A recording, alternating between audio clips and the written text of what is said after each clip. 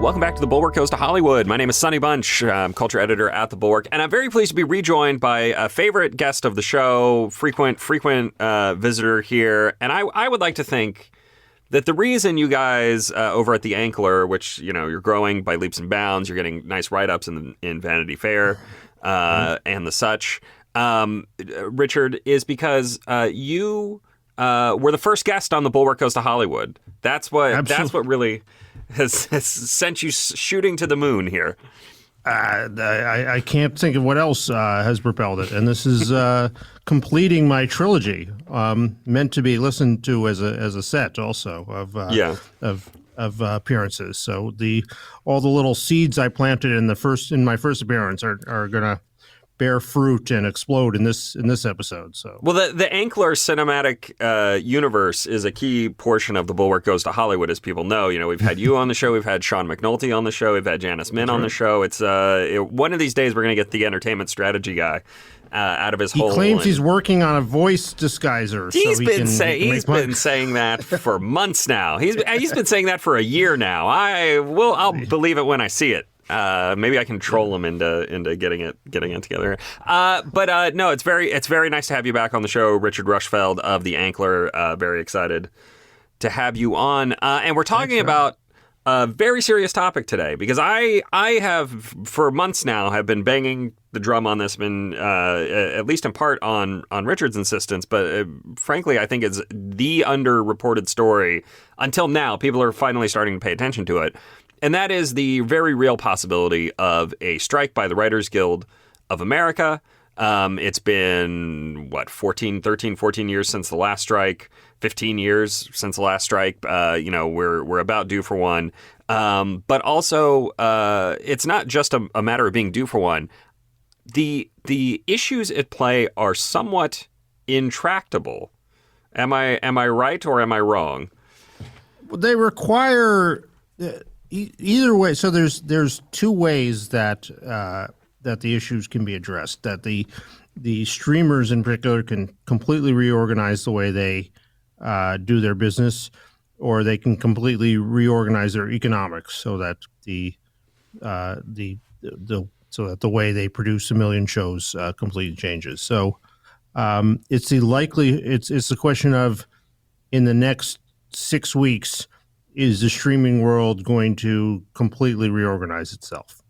And on the other side of it, you have the writers who are, I think, absolutely show every sign of they're absolutely willing to take this all the way to strike and beyond if it comes to that. So, well, I mean, I am notoriously kind of labor unfriendly, at least amongst my friends. My friends, know I'm a man of the businessman, not the little man. But this is one of these cases where I am almost completely on the side of the writers, because it seems to me that the situation is entirely untenable. That there were economic promises that were made that are, frankly, very hard to keep. And most importantly, really, the issue here that is most unsolvable from my point of view, and you touched on this a little bit in your big piece at The Ankler, which is why I'm having you on the show. I should have introduced this properly. Richard wrote a good kind of stage-setting piece for the 70 days we have until the contract between the Writers Guild and the producers expires. But the real issue here, and I don't know how anybody is going to solve this, because I think the streamers would rather die than do it, and the writers can't survive without it. But it's about data. It's the only way to ensure that the writers are properly paid for how successful their products are is for them to get access to much better data than we have, and the streamers have absolutely no interest in giving that up, right? I mean, that's the thing with the tech companies. Data is data is everything. That is what you're in for. It's like asking. It's like asking them to give their three firstborn children over. Like that's not. I think here in Hollywood we think of data as just some little number thing that's on the side, but data is the reason you do it in the tech world. And the idea of giving up their data is beyond anathema to them. But the flip side is if they don't want to give it up, they can just pay vastly more for the service. They could just pay everybody like every show is a hit. So that would work too. It makes it then untenable to produce, release 50 new shows every week, but at that cost. But it's because part of this also is the writers are just the edge of the spear here, and they're going to be followed by the directors and IA and everyone. So if the writers get concessions, then everyone else is going to come along and get concessions. So if they fundamentally change the economics of this, then it's going to go all the way down the line there. Well, right. I mean, let's take one step back to what you mentioned here, which is that, the writers aren't strictly speaking dealing with movie studios in the classic sense, right? It used to be you're the writers or the actors or the directors, they band together and they're negotiating against Paramount and Universal and Disney and whoever else. Really, though, they're in the midst of dealing with tech titans. They're in the midst of dealing with companies that were founded on kind of Silicon Valley ideals and ideas. In some cases, companies that only are very marginally involved in the film business, companies like Amazon and Apple. In other cases, companies that are entirely involved in the film business like Netflix. But they all have that kind of tech mindset in which writers are to be looked at essentially as synonymous with factory employees in an Amazon factory, right? Yeah, exactly. And they think the value that is created comes from a very few people at the top, the cult of the founders, and all of them would have engineering degrees. Like anyone who doesn't have engineering degrees is like barely a human being in their mind, I think. The idea is you squeeze everybody else for however the cheapest you can get labor for in every possible way, and then we've seen that across the board. The problem is that Hollywood really is kind of the most democratic of industries in a lot of ways because for all its flaws, it has supplied a good living way, even as people at the very top have gotten enormously, fantastically wealthy. It's had a very good living wage for everyone from the stagehands to the makeup artists to the writers, all the way down the line for 100 years now, until the last 10 years, and that's what's being threatened. Well, so let's zoom in a little bit specifically on the writers. So, I mean, here's the argument that the studios would make, right? The studios would make the argument that we are employing more writers than ever before. More writers than ever before are getting jobs on our shows because we're making 5,000 shows a year, and each of those shows needs 6 people at least in if we're doing a mini room, or it needs 10 people if we're doing a full room. Whatever. So how are we supposed to be able to afford? And and on top of this, we're losing money. All the streaming companies are losing money. None of us. How are we supposed to make money if we pay you more, who we're also employing more? We're gonna have to fire a bunch of people. Blah. How do the writers respond to that? I mean, the streamers are basically saying we created a situation where we have to do a insane number of shows that are unaffordable. So you have to support us doing this insane number of shows that are unsupportable. This is an unsustainable situation that they created. So, they can't suddenly come in and say, you know what, we with too many shows, we can't have fire alarms in the offices anymore. So if some of you have to burn to death now and then, that's the cost of putting out 100 new shows a week. It's their responsibility, and working in Hollywood requires a vast skilled labor force. And if people can't afford to live a normal life, middle class life as a writer, and it goes to and becomes, interns and 21-year-olds writing your shows, well, you're going to see what you get from that. And it's going to be not too far from TikTok videos of someone skateboarding into a wall, I think. Well, as you note at the end of your missive the other day, there's nothing less at stake here than the fate of civilization in a very real way. I think so. But for the nail, the kingdom was lost. If this is the Writers Guild negotiation, is what it comes down to is can Hollywood, which has created a very high standard of professionalized entertainment and culture, the greatest culture factory the world has ever seen, can it survive doing that?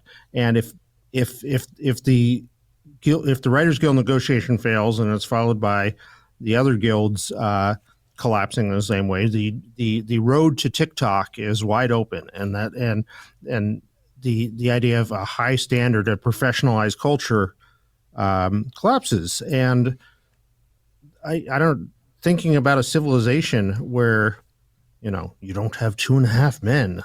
Forget about Tar. It's like that where you just don't.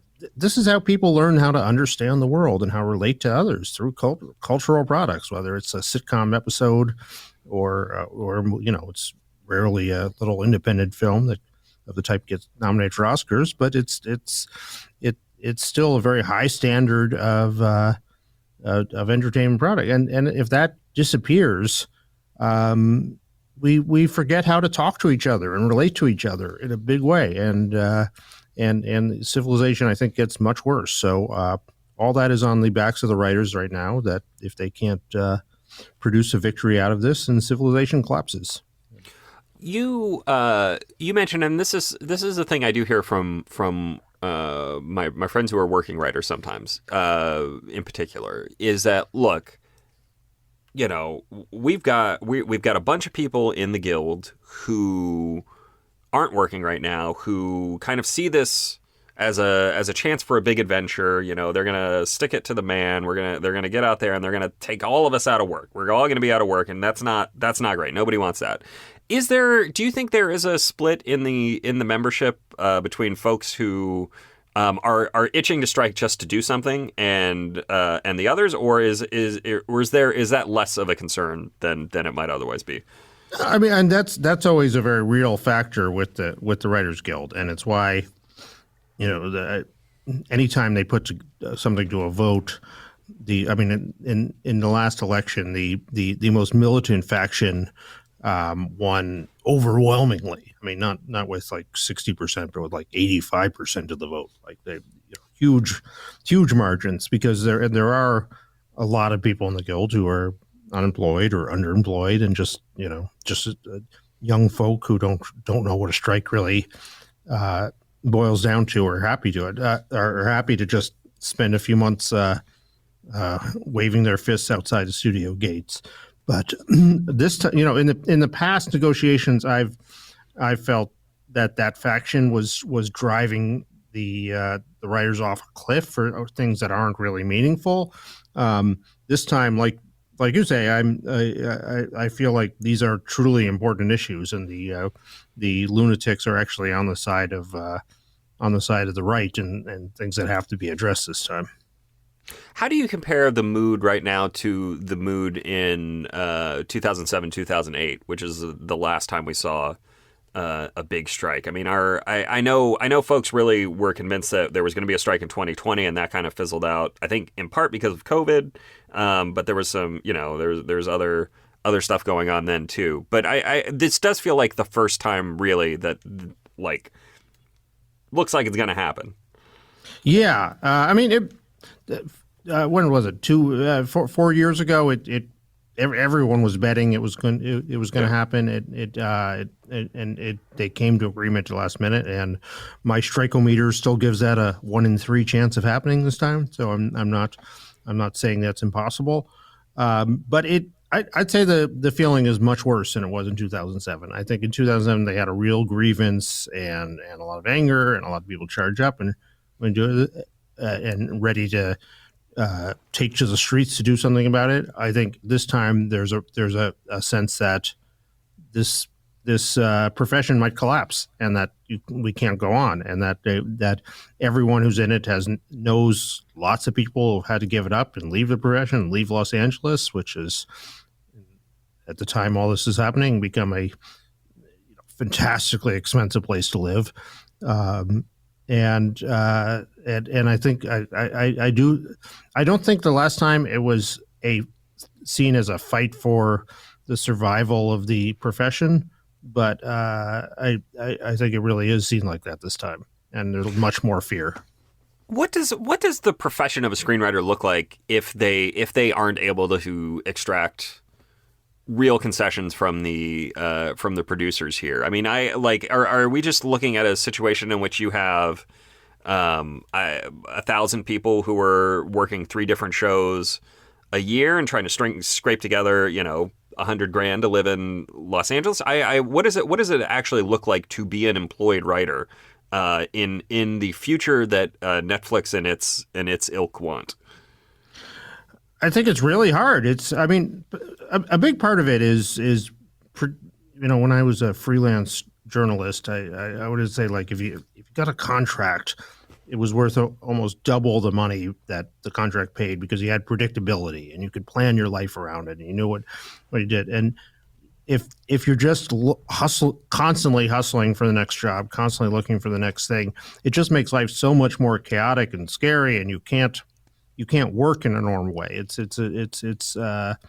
a force. What's the opposite of a force multiplier? A force divider, or whatever in your life. And so it's people hustling for these 6-week jobs that may get even smaller. A big part of the thing is these mini rooms now that they've allowed the streamers to create, where it's just a tiny number of writers, or just one writer doing it. So it's less people employed for less time, and it just becomes really difficult to scrape all that together for a living. So it will become the people who have family money, the people who have a spouse who is actually supporting them. Basically, people are doing it as a hobby, and a very Shonda Rhimes and Ryan Murphy will continue to work and be able to pay their rent, and then a lot of 21-year-olds who will do it for a couple of years and then go to law school. So it'll become like journalism, is what you're saying. Yeah, exactly. I mean, we blaze the trail to set the template for ruin of an industry here. Oh, maybe. Good. Glad we could do that too. So I guess here's a point that you bring up in your newsletter that I think is kind of interesting and underexamined, which is that the studios aren't really the studios anymore. The studios are not really playing the same game anymore. You have Netflix, which is doing its own thing. You have Warner Brothers Discovery, which is doing its own thing. You have Apple and Amazon, which are essentially the dilettantes waltzing in and, just trying to win awards, or like doing this little boutique thing that's for prestige. Is there any way, why wouldn't the Writers Guild start trying to negotiate with everybody separately instead of the Producers Guild as a concept? Because I think that I understand why you don't want to do that, but I also don't understand why the Writers Guild feels compelled to deal with all of these companies at once instead of taking them part by part. Yeah, I've thought of that too, and I bet that is an outcome. I think at the moment the producers are still hanging together and refusing to have separate talks, but at some point you have to wonder if you're David Zaslav or Bob Iger, are you going to go down because Ted Sarandos doesn't want to change the way he does business? That Iger and Zaslav could easily probably work this out and come to terms and all that, but for the streamers it's very difficult, and it's difficult as you say. Apple, which is now if you look at the number of shows they're producing, huge. I mean, it's a little boutique thing, but it's huge now. It's huge amount of production. Nobody even knows why they're in it. Like, what is the point of this? So it's very hard to align your goals if you're producers with a company that you don't even know what the heck they're doing here.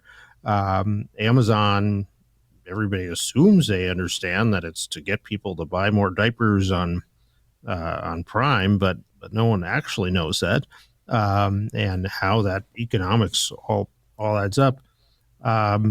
The problem is that if the scenario someone's suggesting to me, if say the legacy producers start talking on their own, that the streamers could undercut them. Here's a scenario for you, and say, okay, we're going to make a great deal with the Writers Guild, and we're going to go off on our separate. We're going to make a fantastic deal that you legacy studios can't even begin to afford to match, and then we will just drive you all out of business in 2 weeks. So there is some incentive for them to hang together for this, because they can do a lot to stab each other in the back. Yeah, I mean, I just, I look at this situation and it seems to me the best play for the writers is to play hardball and then to try and pick somebody off, because I like, again, Netflix's whole model is based on Netflix's whole business model is based on, we have all the data. We know what people want to watch. We know when they're turning off. We know blah, blah. And if they are loath to give that up to ensure some sort of proper, residual payout, because that's really the big deal. That's the issue here is as much as anything else, as much as the small writers' rooms, as much as the uncertainty, the idea that Netflix has these huge shows that do hundreds of millions of hours of views, and then the writers don't see any of that after the fact is maddening to them. It's not how the industry works, or at least it's not how it has worked until now. I mean, it's so bad for the industry in so many ways. It's bad in terms of how people get paid and how they get their way, but it's also, I mean, this is the worst effect of the streaming world, that we created this system whereby the creators of shows and people who work on them are going to get no feedback and no audience metrics, no response, no nothing. Like you get, everyone tells a story of you debut a show on Apple or on Netflix, and it comes out, and on Monday, you get a call from a VP maybe who says, "Yeah, we feel good about it. Is it all right?" Or maybe you don't get a call, and then you try to figure out what that means, and it's that's the metrics now, and it's just, since ancient Greek theater, it's the audience response. There's a feedback loop here that to just cut that off has been I think has been a terrible thing artistically, and it's a terrible and it makes it really hard to for people to make deals and make money and to understand what their work is worth also. Yeah, David Mamet has a riff on this in one of his books, maybe his book on theater. But basically, the idea that artists and playwrights getting money from government-subsidized organizations is bad, because what it does is it reduces the need to please the audience with good theatrical, stage productions. And once you start doing that, you end up just going into your own little headspace where you're not actually producing anything worthwhile, which I think is a real risk for a lot of these streamers in particular. Not saying everything has to be Avatar, but within your own world and your own sector, to have some idea, like is this resonating with the people that I was trying to speak to at all? Like, and instead you just know, like, is some Netflix VP saying he's happy today? That's which may or may not be related to how your show did. Yeah, that's all we can hope for, is to make faceless VP number 6 at Netflix happy. Here's a question for you from your side of things, from the reporting side of things. How have things in the reporting of Hollywood business changed over the last 15 years? Because one of the interesting subplots of the 2007-2008 strike was that it is in part what allowed the rise of Nikki Fink and Deadline Hollywood Daily, right? It shifted a sea change in the way the industry news broke from Variety and Hollywood Reporter to kind of more, newsletters, blogs, that sort of thing. And now that energy seems to be shifting almost entirely to the world of newsletters. I mean, obviously, Variety and Hollywood Reporter still doing good, interesting work, but when I want to read about what is really happening in the strikes, I read The Ankler, right? I read David Poland's newsletter. I read what other writers are looking at. Where are the writers going to go to this time around to make their case most directly to the public? Yeah, I mean, we have a lot of plans here at the Anklers to try to amplify those feelings, but I think it is from newsletters, from podcasts.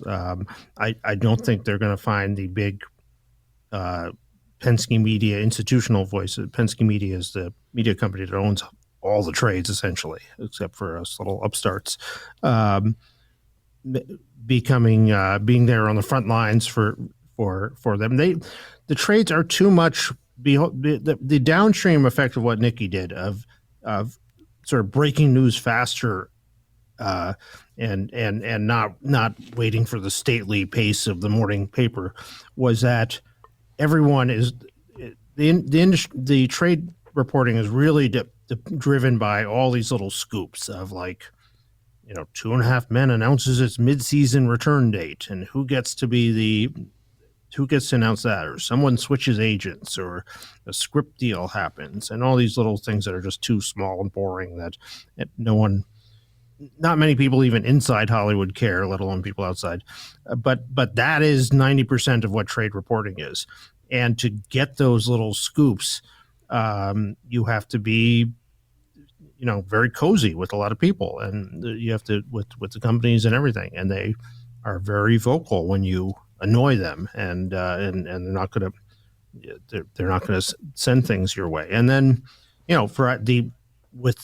the trades also have all sorts of, they need people for their covers now. They need people. They do the cover stories. They do all these conferences. They need people from the conferences. They need people for their. They have their, for your consideration contenders videos and all this, and they need stars for those things. So they're enmeshed with the people that are covering in so many different ways that it's kind of just unthinkable. And, 10, 15 years ago, even before Nikki Fink, it was when I was at the LA Times, the columnists there were thought of as incredibly soft and that they were easy on the industry.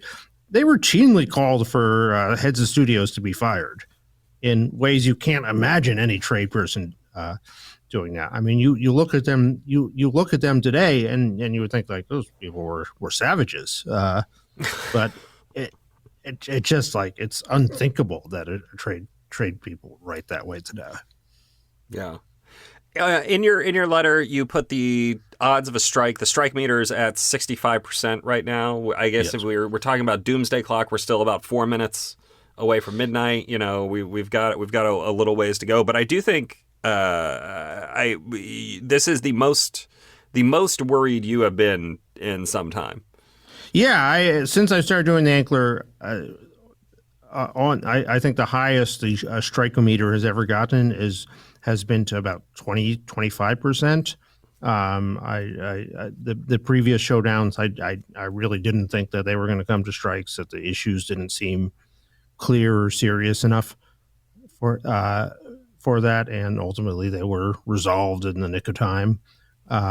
Remember, they can also choose at the last minute. They can say, okay, we're going to extend the contract for another 3 weeks so the talks can continue. So the May 1st deadline may not be the actual deadline, but I think that there's still a chance that it's in the studio's hands right now to come up with something that seriously addresses these issues, and I still think there's a better than an okay chance that when they look into the abyss of what a strike means. And none of these companies, including Netflix, has had such an easy stock ride in the last couple of years. And what happens to Netflix stock if the industry goes on strike now, and they're looking at be depressed? So when they stare into that, they may suddenly find they're a lot more flexible than they thought they were.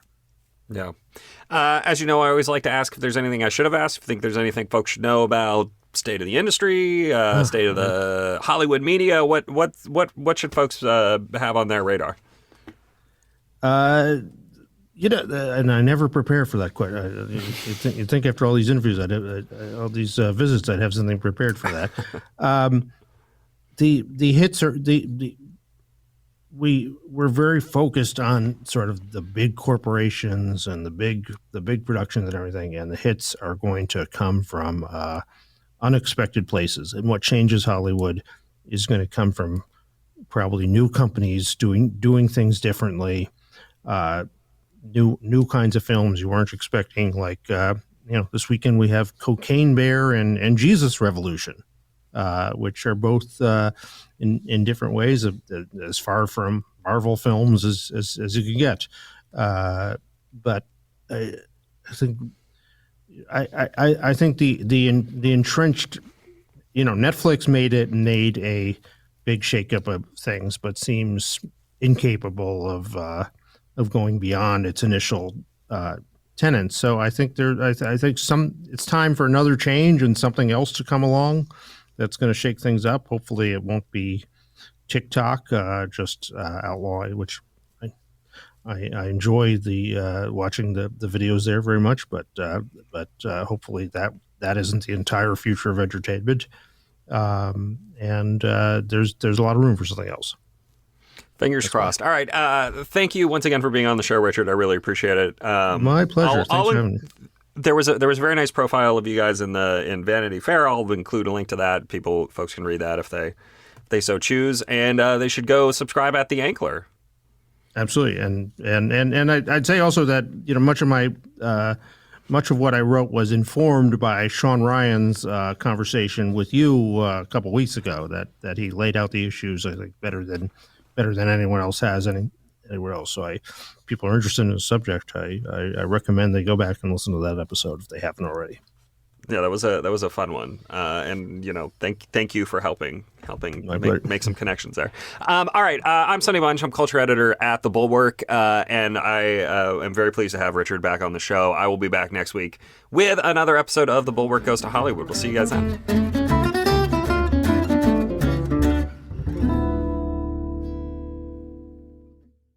You loved Lala Kent on Vanderpump Rules. Now get to know her on Give Them Lala. With her assistant, Jess.